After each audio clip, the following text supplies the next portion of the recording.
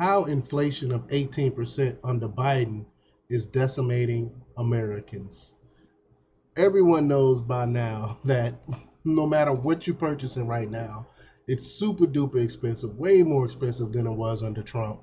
And we can thank Biden for that and Bidenomics for that. This is going to be one of the most expensive Thanksgivings we've had in recent memory because of the price of things. So we're going to talk a little bit about that, talk a little bit about inflation. But before we get started, go ahead and hit that like button. Share this out so we can get this information out there. Subscribe if you're not already a subscriber. Hit that alarm bell so you know when I'm putting out new stuff. Also, check out my link tree in the description. It has a link to my Patreon where I talk about things I can't talk about here. There's also a link to my Instagram and my merch store. Also, check out jjthepsychotherapist.com for news as well. All right, let's talk about this news. Joe Biden is seeking re-election to the White House, championing his economic policies known as Bidenomics. Critics, however, dubbed it as Bidenflation, citing unfavorable economic impacts on Americans. Under Biden's leadership, rent has surged by over 20%. Monthly mortgage payments have skyrocketed by a substantial $696, and essential goods have seen proportional increases. Essentially, American families are bearing the brunt of thousands of dollars in additional expenses annually just to maintain their standard of living from Biden's election era. Moody's chief economist Mark Zandi cautioned against expecting broad price declines in a report to the New York Post.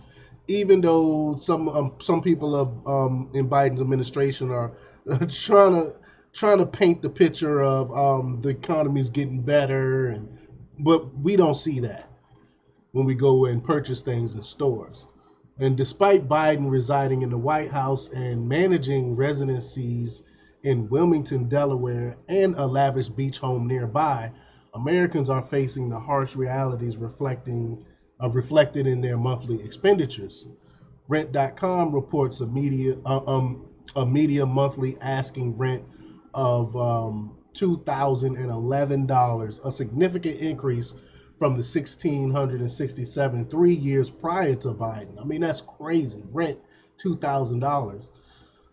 The American Community Survey reveals a staggering 43% increase in the average monthly mortgage, jumping from $1,621 in 2020 to $2,317.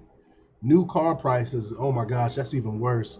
New car prices surged from $41,152 to $48,008, and gasoline prices soared from $2.14 to $3.35 since Biden's assumption of office.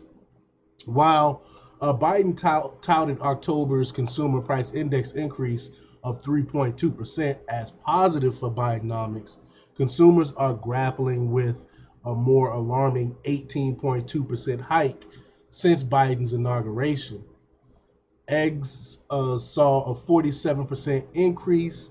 Coffee prices rose from $4.52 to $6.18, and staples on average surged by 33%, with um, white bread escalating from 50 cents to $2.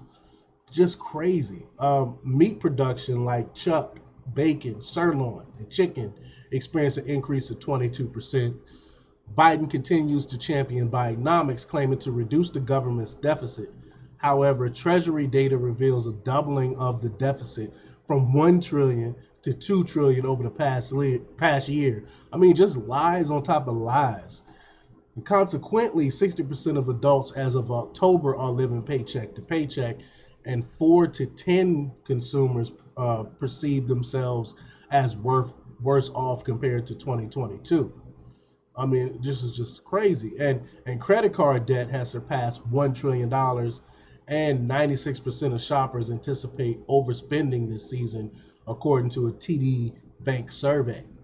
Now, financial stress is pervasive. I mean, I'm seeing it in my practice now with people struggling, and with 3 in 4 Americans expressing concerns, leading to households to dip into savings to meet monthly bills. Lending Club's money expert Aaliyah Dundam expressed concern about consumers tapping into savings and exceeding budgets, leaving them vulnerable to unexpected emergencies. It's a scary, scary time that we're in right now. And this is on top of World War III going on, and us Americans are struggling, and we're sending billions overseas to Israel for what I don't know. We're sending billions over to Ukraine for what I don't know, instead of keeping our money here where we need it. It's just the world is just upside down. We need to get this man out of office in 2024. But let me know what you think. Leave your comments down below. Like, share, subscribe, and check out jjthepsychotherapist.com for the latest in news. Until next time, peace.